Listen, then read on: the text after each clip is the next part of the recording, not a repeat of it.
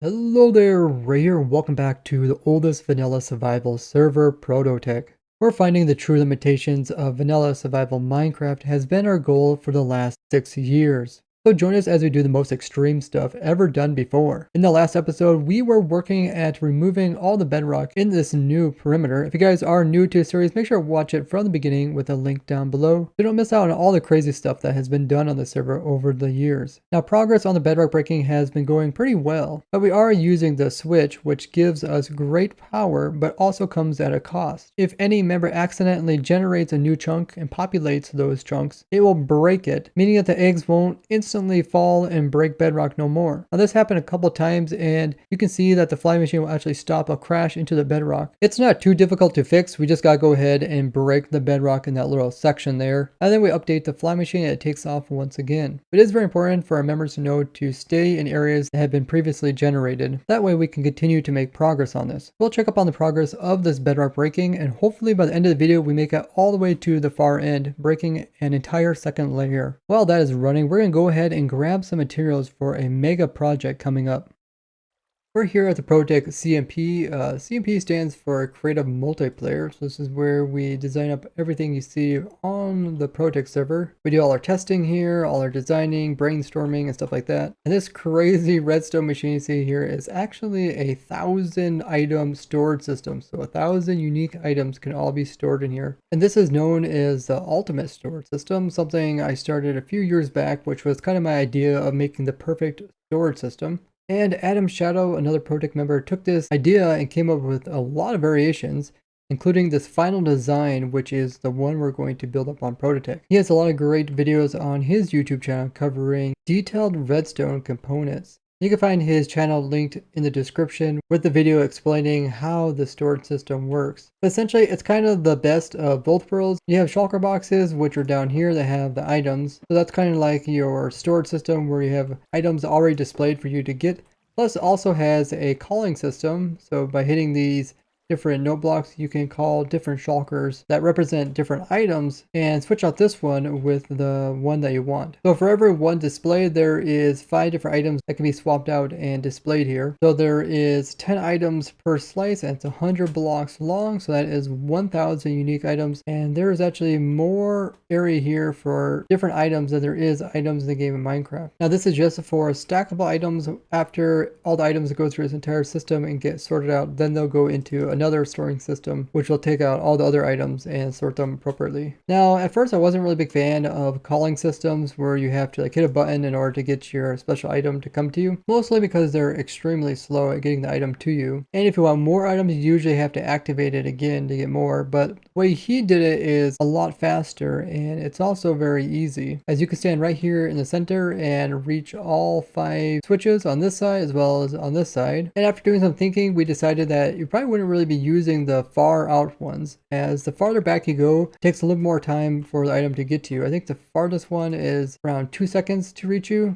So 2 seconds don't seem like a lot, but we try to make this as fast as possible. And by organizing your items, by having the ones that use the most being the first one and the ones that use the least being the farthest one, you can also really cut down on the amount of time that it takes for your item to get to you. And the first item will be displayed here, so that one is sort of considered taking no time to get. And he even calculated the time it takes to travel, so he figured out the best amount of items per slice, considering a person is sprinting with speed 2. There wasn't much difference when you go beyond 10 items per slice. There's also a lot of other cool things you could do, like you could just keep punching the note block and then it will constantly put up new shulker boxes here and break them and fall into the water. Then you can hit a switch and every shulker box that you broke off will automatically be sitting in a chest waiting for it to end. You can just run through, hit a whole bunch of different buttons, then go towards the end and pick up all your items. Now everything in here is stored in shulker boxes. So if you want just a couple items to maybe fix a hole in the floor or something, you can grab a couple, or you can also just break this off and hop down and grab the shulker box. He also designed this to be lag friendly, as there's tons of rails to send the power backwards. And there is no chest, so frame lag, which is usually created from the complex models that chests provide, makes it very difficult for your client to render. He avoided all this by not having any chests at all. We have all droppers to store every single item. Droppers are also used to transport items to the front. So there's very minimal amount of hoppers in here. And most hoppers that are in here are locked with redstone. They're not creating very much lag.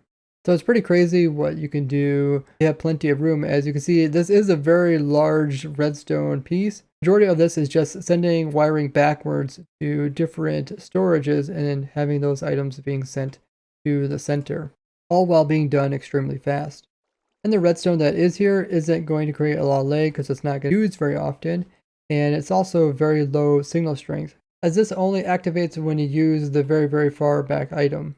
So very cool system, and we are going to build this right outside of our spawn chunks. We don't want it in spawn because they're always loaded, but just outside of it, we can easily chunk load it if we want to. Plus, it's not very far to travel. Especially in the Nether dimension, it's going to be really close. We're even thinking about putting another portal the whole length of this. So depending on how you enter the Nether portal on the Nether side, will depend on where it places you here in the overworld. So by going in like one block in the Nether, you end up here. If you go into just the next block over in the Nether dimension, it'll place you 8 blocks to this side. You can easily go through the portal and end up at a very specific section of the storage system to grab all your items. So a lot of really cool things about the storage system, and I'm really excited to build it up and go ahead and start using this. One thing we're going to do about this new storage system is every item that is in this thing is going to be automatically refilled. So the player isn't going to like put items into the storage system. It's all going to come from our farm. And that's another reason why we have it so close to our spawn chunks, is because all our farms produce shulker boxes full of items, and then we can take those items and easily ship them over here, put them into the storage system. All done automatically with water streams underneath the bedrock. This will also encourage members to design specific farms to fill really unique items, as well as make auto crafters so we can even get to the different variations of blocks. That allows us to also see what farms we still need to design very easily. So a lot of cool stuff, but before we can build this up, we do need a lot of quartz. That's for the observers as well as the comparators. And to get a lot of quartz, we're going to go ahead and fortune up a bunch of our quartz ore that we have stored away. And we'll be using the RNG machine that we came up with to manipulate the amount of ore we get from each ore block we mine. So we were here out at the RNG machine, and we have been using it to manipulate the amount of quartz ore we get off of every single ore block. So instead of getting kind of random amount, we get exactly 4, which is amazing. We also get the max amount of XPs. I've been sitting here mining up a lot of quartz ore, converting it from the ore over into the quartz items, and it's been a very interesting process, as slowly getting closer to beating Asquaredrt. I am currently in 3rd place for quartz ore mined, and I probably will beat him by the end of this session. Also, I'm kind of getting the statistics up twice, because I get it once. I get like a quartz ore mine stat once when I actually mined it in the Nether dimension, and when I brought it over here to mine it up as fortune, then I get it again. So it's kind of cheaty, but I am actually mining it twice. It's not like I'm just placing it down, silk touching it each time, which you could do to get your stats up. Kind of cool to see how much quartz everybody has mined up. I just been going around picking up the pieces and storing them over here. I have a lot of quartz to go through. All this is quartz. There's some quartz in here, and there's some quartz back at our storage system. See if we can mine this up and get past Asquaredrt.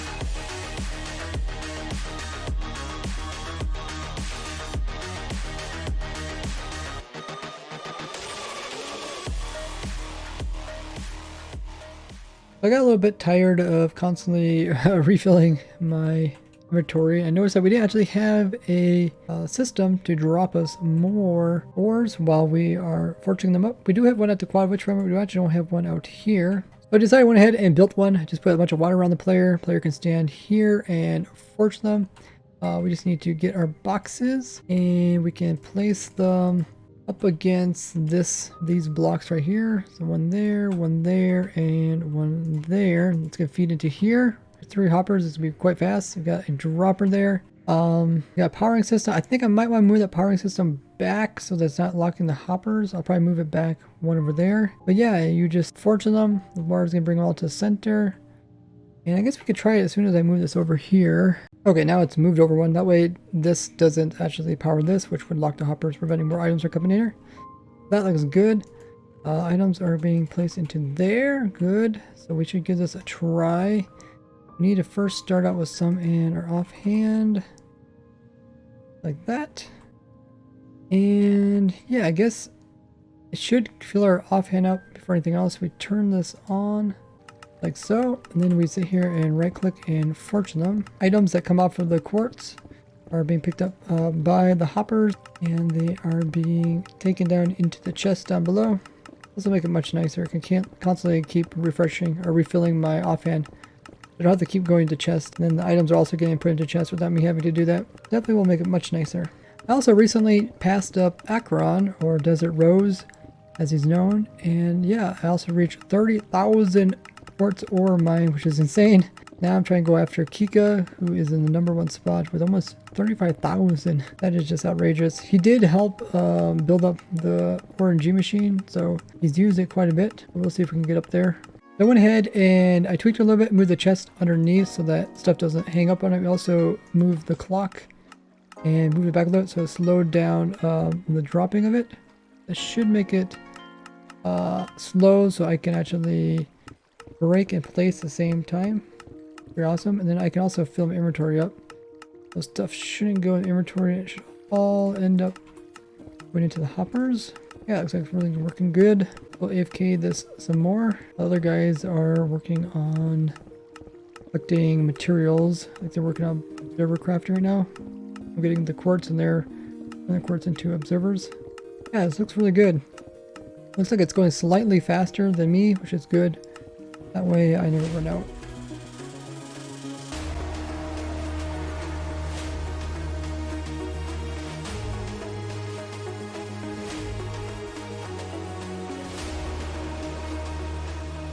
We used up all the quartz that we had. We didn't quite beat Kika. Need about 800 more ore to beat him. Yeah, it worked pretty good.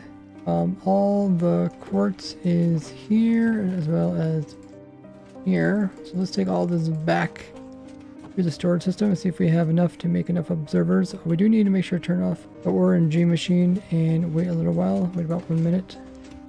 We're turning it off. Yeah, it's a lot nicer to have a machine where you can AFK, hold on right and left click. Towards the end I was kind of aiming off to the side, but I think the piston here will also help. Just need something that you can't break. That also allows you to refresh your clicking. But yeah, it works really nice. And we did get a lot of quartz out of this. We got, all these are full.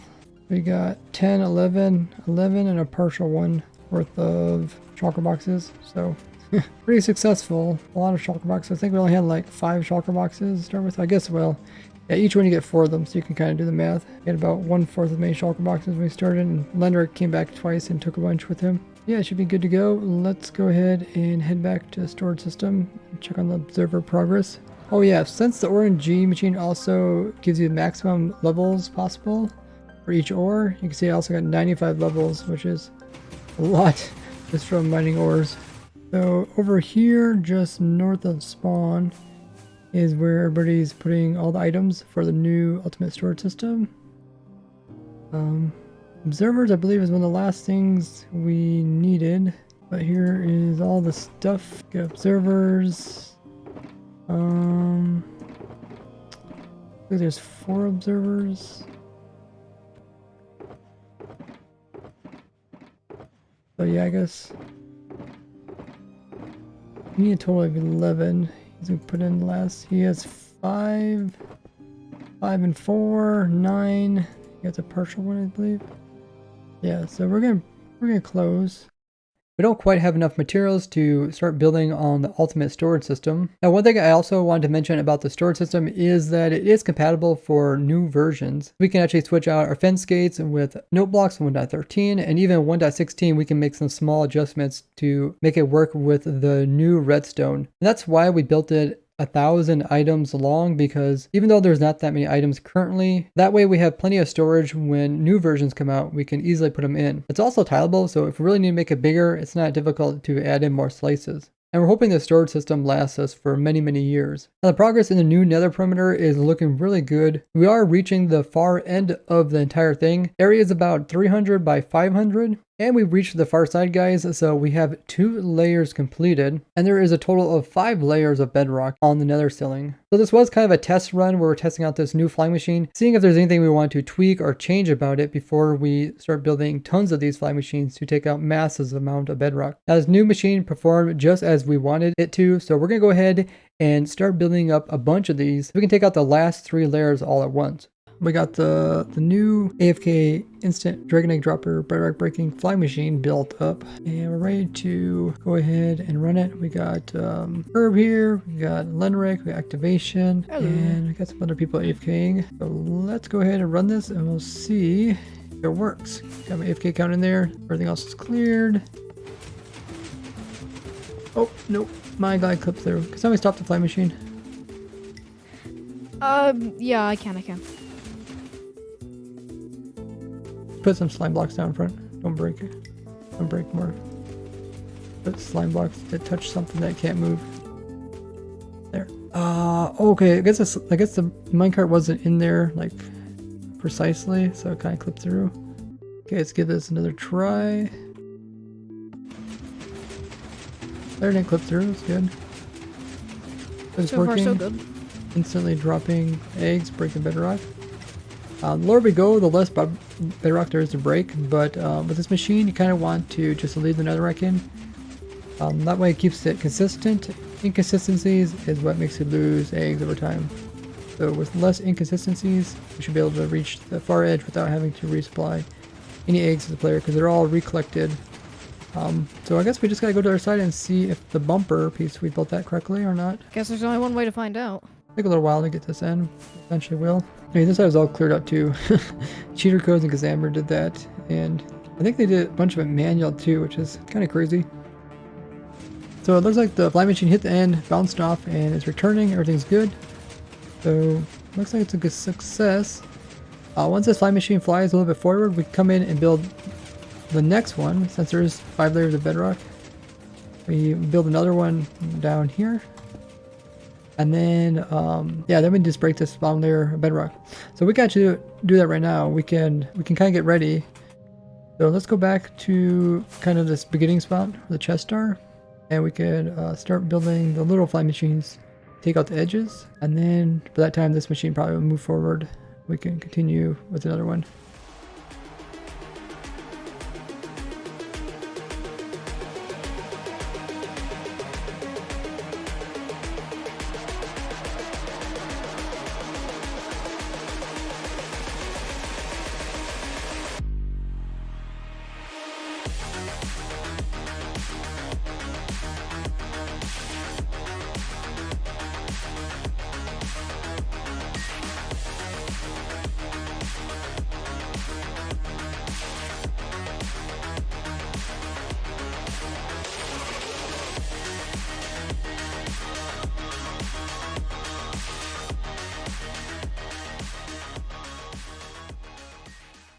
With another instant bedrock breaking flying machine taking off, we'll let it get ahead before we build in another one. In the meantime, Camp Nut asked us if we would come over and help him burn down a forest. And it was a lot of fun running around with flint and steel, just lighting everything ablaze. Now, this area is a new project that Camp is working on. He is one of the builders on the server. He's going to build a kind of like a village here at this bay area. Not only did he want all the trees burned down so that he could start building up different structures, he's also going to put in some custom trees. He also wanted us to to convert the coarse dirt over into normal dirt so he can change the look of it a little bit. So we went ahead and grabbed some diamond hose and started turning it into farmland, which would then later turn back into dirt. If you are, or if you know someone who's a really good builder, ProtoTech does have an application process which you can find on our Discord. Now guys, we're almost close to breaking the hoe. Nice. I'm almost done with mine too. So I've got that dumb advancement. Let's have a look. Farm husbandry. I remember Yay. some guy had him breaking on his hoe and he's Wait a still moment. broken. I haven't placed a seed yet. What's wrong with me? How are all OU so slow at hoeing? I need to place a seed. Are you even on there? Yeah, you are. Yeah, and look at mine. I have 10,000. Oh guys, I got it! uses. Awesome! Serious Nice. dedication. That's amazing. That's one of the special advancements. Oh, I was the Whoa. fourth person today. See You that completely insane used up a diamond hoe or reevaluated You're like, your life choices. You guys are all beat me to it. Dang, that took a long time. all First time I ever got the That's because you were doing it carefully, Ray. We just went for it. I was kind I of like did going for a back and long time. forth. 10, 11's friends, all that got passed down to him. And we used for AFK is number 1. Yeet. Whoa. 5 hoes. That's because when we were AFK and trying to get Y0 hoes, or durability 0 hoes, I kept accidentally clicking towards the end and breaking them. We had to keep redoing I it. was there for the pain of watching that. It's horrible. It was horrible. I really don't have that many advancements. Someday I should just do all the advancements on my main account. Ray, you're I want to Elytra! get the dragon one, but I can't without Extra, breaking so let stuff. me help you. Oh, yeah. Because we haven't summoned the dragon for a while. In over a year, we haven't summoned the dragon. There's a lot of exciting projects going on in ProtoTech, so don't forget to go ahead and subscribe as well as turn on your notifications. But that's going to be it for today, guys. Thank you so much for joining me as I have fun in survival. Bye-bye.